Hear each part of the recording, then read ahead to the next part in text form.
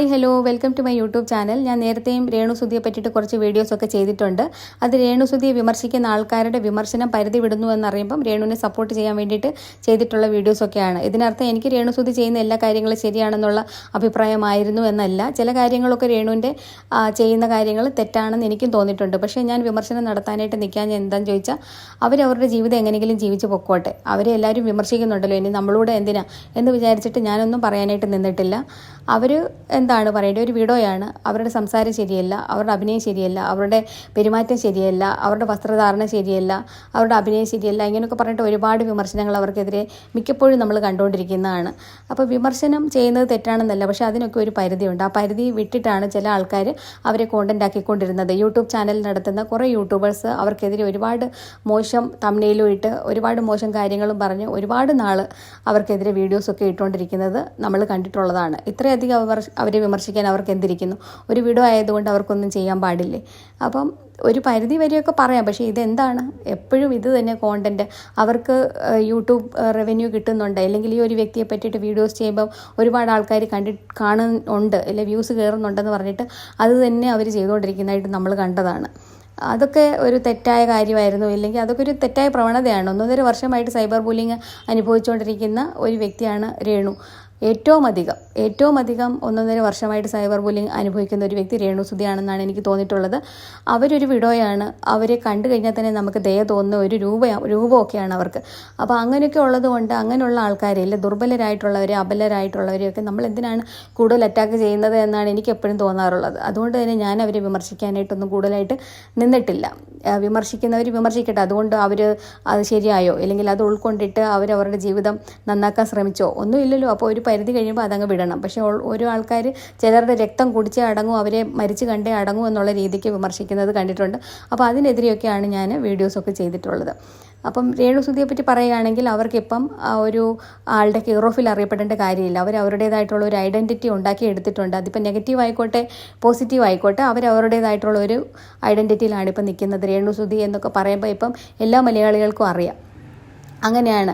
അപ്പം അടുത്തിടെ അവരുടെ ഒരു ഇൻ്റർവ്യൂ കണ്ട സമയത്താണ് അറിഞ്ഞത് അവരൊരു ക്യാൻസർ പേഷ്യൻ്റ് ആണ് എന്നുള്ള രീതിക്കാണ് അവരതിൽ സംസാരിക്കുന്നത്. ഇങ്ങനെയുള്ള കാര്യങ്ങൾ കേട്ടിരുന്നു, പക്ഷേ അത് റൂമറാണ് എന്ന് വിചാരിച്ചിട്ടാണ് ഇരുന്നത്. പക്ഷേ അവരുടെ ആ ഒരു ഇൻ്റർവ്യൂവിൽ അവരത് സമ്മതിക്കുന്നുണ്ട്, അവർക്ക് ക്യാൻസർ ഉണ്ടെന്നുള്ള ഒരു കാര്യം. അപ്പോൾ ചിലർ പറയുന്നുണ്ട് അവരിപ്പോൾ ഈ ചെയ്തു കൂട്ടിയ കാര്യങ്ങൾ ഒക്കെ അവർക്ക് നെഗറ്റീവായി വന്ന സമയത്ത്, അല്ലെങ്കിൽ അവരുടെ ഹസ്ബൻഡിൻ്റെ ആദ്യത്തെ കല്യാണം കഴിച്ച വകയിലുണ്ടായ ഒരു കുട്ടി അവരെ ഒക്കെ തള്ളി പറയുന്നതൊക്കെ നമ്മൾ കണ്ടു. അപ്പോൾ ആ ഒരു മകൻ്റെ ഭാഗത്തു നിന്നും, അല്ലെങ്കിൽ ആൾക്കാരുടെ ഭാഗത്തു നിന്നും ഒക്കെ ഇവർക്കൊരു സപ്പോർട്ട് കിട്ടാനും, അല്ലെങ്കിൽ ഒരു സെൻറ്റിമെൻറ്റ്സ് ഒക്കെ ഉണ്ടാക്കിയെടുക്കാനും, അല്ലെങ്കിൽ സിമ്പതി ക്രിയേറ്റ് ചെയ്യാൻ വേണ്ടിയിട്ടും ഇവർ ചെയ്യുന്ന പരിപാടികളാണ് എന്നൊക്കെയാണ് ആൾക്കാർ ആദ്യമേ ചിന്തിച്ചത്. പക്ഷേ ഇവരുടെ ഒരു ഇൻ്റർവ്യൂ കാണുന്ന സമയത്ത് നമുക്ക് മനസ്സിലാവും അങ്ങനെയൊന്നും അല്ല. അവർക്ക് നേരത്തെ തൊട്ടേ ഈ അസുഖം ഉണ്ടായിരുന്നു. അവരുടെ ഹസ്ബൻഡ് ജീവിച്ചിരിക്കെ തന്നെ അവർക്ക് ബ്രസ്റ്റിലൊരു മുഴ, അല്ലെങ്കിൽ ഒരു ഗ്രോത്ത് ഉണ്ടായിരുന്നു. അത് ക്യാൻസർ ആകാനായിട്ടുള്ള സാധ്യത ഉണ്ടെന്ന് ഡോക്ടർ നേരത്തെ പറഞ്ഞതാണ്. അവരത് കാര്യമാക്കാതെ കൊണ്ട് നടക്കുമായിരുന്നു.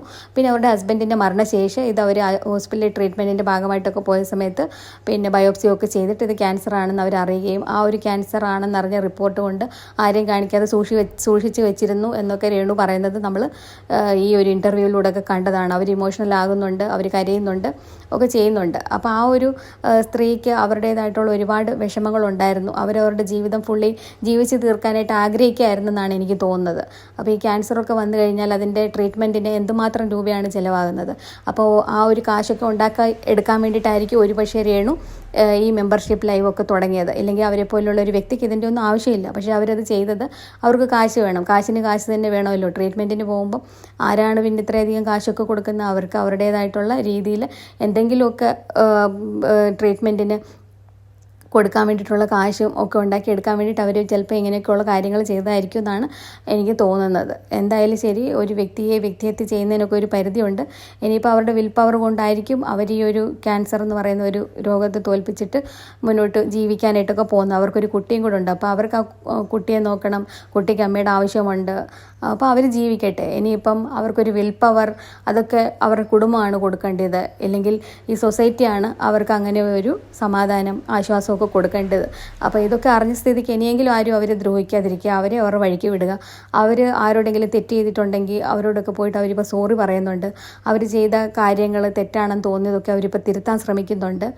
അപ്പം അവരുടെ ഈ രോഗാവസ്ഥ പുറത്ത് വന്നതുകൊണ്ട് അവരിനി ഒന്നും മറച്ചു വെക്കാതെ എല്ലാം അങ്ങ് വിളിച്ച് പറയുകയാണ്. ഇത്ര നാളും അവർ മറച്ചു വെച്ചിട്ടാണ് നടന്നത്. പക്ഷേ ഇതിപ്പം എങ്ങനെയോ ലീക്കായി പുറത്ത് വന്ന സമയത്ത് അവരത് സമൂഹത്തോട് പറയുകയാണ്, എനിക്കിങ്ങനെ ഒരു രോഗമാണ്, എല്ലാവരും പ്രാർത്ഥിക്കണം എന്നുള്ള രീതിയിൽ. അപ്പം എല്ലാവരും ആ ഒരു സ്ത്രീക്ക് വേണ്ടിയിട്ട് പ്രാർത്ഥിക്കുക, അവർ വ്യക്തിഹത്യ ഇനിയെങ്കിലും നടത്താതിരിക്കുക, കളിയാക്കാതിരിക്കുക.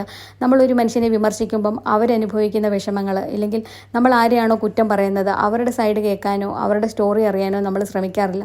ആ ഒരു സ്ത്രീ ആരെയും തെറി പറയുന്നില്ല, മോശം പറയുന്നില്ല, സമൂഹത്തിന് ഒരു വിപത്തും ഉണ്ടാക്കുന്നില്ല. അവരവരുടേതായിട്ടുള്ള രീതിക്ക് സമാധാനം കിട്ടുന്ന കാര്യങ്ങൾ ചെയ്ത് ജീവിച്ചു പോവുകയായിരുന്നു. അതിനാണ് ഇത്രയധികം വിമർശനങ്ങൾ ചെയ്തുകൊണ്ടിരുന്നത്. അപ്പം ഈ ഒരു യൂട്യൂബേഴ്സ് മനസ്സിലാക്കേണ്ടത്, നിങ്ങളെല്ലാം തികഞ്ഞതാണോ? നിങ്ങൾക്കൊരു കുറ്റവും ഇല്ലാത്തവരാണോ?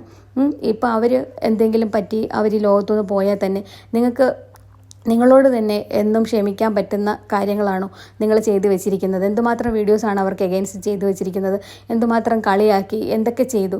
അപ്പം നമ്മളൊരാളുടെ കാര്യങ്ങൾ മനസ്സിലാക്കാതെ നമ്മൾ അനാവശ്യങ്ങൾ അല്ലെങ്കിൽ ഒരുപാട് വ്യക്തിഹത്യ ചെയ്യുന്നതോ കളിയാക്കുന്നതോ അവർക്കെതിരെ വിമർശനം നടത്തുന്നതോ ഒക്കെ തെറ്റാണ് എന്നാണ് എനിക്ക് ഈ യൂട്യൂബേഴ്സിനോടൊക്കെ പറയാനായിട്ടുള്ളത്. അവരിത് കണ്ടിന്യൂ ചെയ്യുമെന്നറിയാം, എന്നാലും നമുക്ക് പറയാനുള്ളത് പറയാമല്ലോ. അതുകൊണ്ട് പറയുകയാണ്, അവർക്ക് വേണ്ടിയിട്ട് എല്ലാവരും പ്രാർത്ഥിക്കുക. ആ ഒരു വ്യക്തി ജീവിച്ചിരിക്കേണ്ട അവരുടെ കുടുംബത്തിനും അവരുടെ കുട്ടിക്കും അത്യാവശ്യമാണ്. അപ്പം രേണുവിൻ്റെ അസുഖങ്ങളൊക്കെ എത്രയും പെട്ടെന്ന് ഭേദമാകട്ടെ, അവർക്ക് നല്ലൊരു ജീവിതം ഉണ്ടാകട്ടെ. ആരെയും കൊണ്ടും ഇനി ഇങ്ങനെ ഒരുപാട് വിമർശനം നടത്തേണ്ട രീതിക്കുള്ള പ്രവൃത്തികളൊന്നും ചെയ്യാതിരിക്കാനായിട്ട് രേണുവിനും കഴിയട്ടെ എന്ന് മാത്രം പറയുകയാണ്. അത്രയും പറഞ്ഞുകൊണ്ട് ഞാനെൻ്റെ വീഡിയോ ഇവിടെ വൈൻഡപ്പ് ചെയ്യുകയാണ്. നെക്സ്റ്റ് ഒരു വീഡിയോ ആയിട്ട് വീണ്ടും കാണാം. Till then bye.